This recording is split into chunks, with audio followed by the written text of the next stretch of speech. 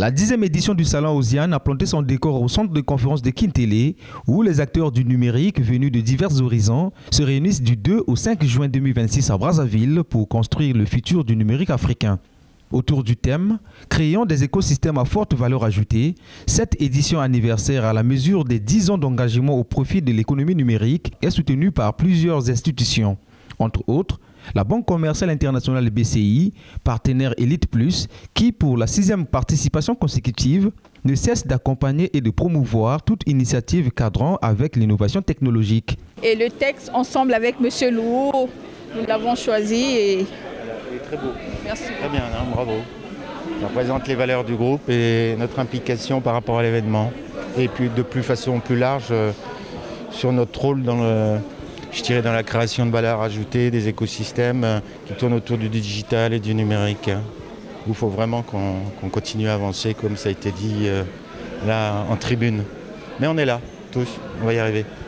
À la cérémonie d'ouverture, le président de l'ONG Pratique, Luc Missi-Dibazi, promoteur du Salon Osiane, a révélé l'apport de ce salon dans le développement de la technologie africaine depuis son lancement en 2017. Osiane a permis à des bailleurs de fonds de trouver les montages de financement de l'économie numérique.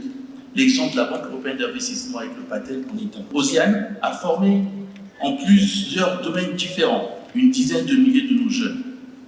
Osiane a également porté de grands débats de notre époque. La connectivité, l'inclusion numérique et financière, la cybersécurité, l'identité numérique et l'infrastructure, les services financiers numériques, la souveraineté technologique et le développement des compétences. Dans un discours portant sur la transformation du service public, le ministre en charge de l'économie numérique, Frédéric Nzé, a mis l'accent sur le travail pour moderniser le secteur public en mettant en avant le contenu local.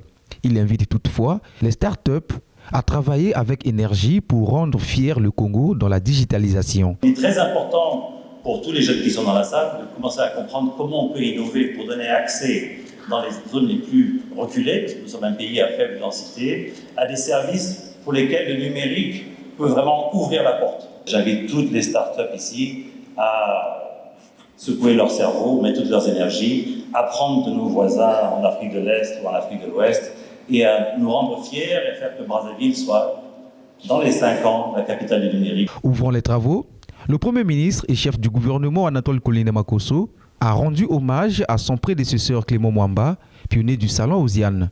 Il ambitionne de valoriser ce salon, cette fois-ci, à une dimension internationale. À l'occasion de cette 10e édition, je formule le vœu que l'aventure Osiane poursuive son développement au-delà des frontières du Congo. Que le succès de ce salon lui confère aujourd'hui une dimension régionale et internationale qui mérite d'être davantage valorisée. Le Salon Osiane est désormais une marque africaine, porteuse de l'image d'une Afrique centrale innovante, ambitieuse et tournée vers l'avenir. Je souhaite que cette réussite continue d'inspirer notre jeunesse et de renforcer le rayonnement de notre pays.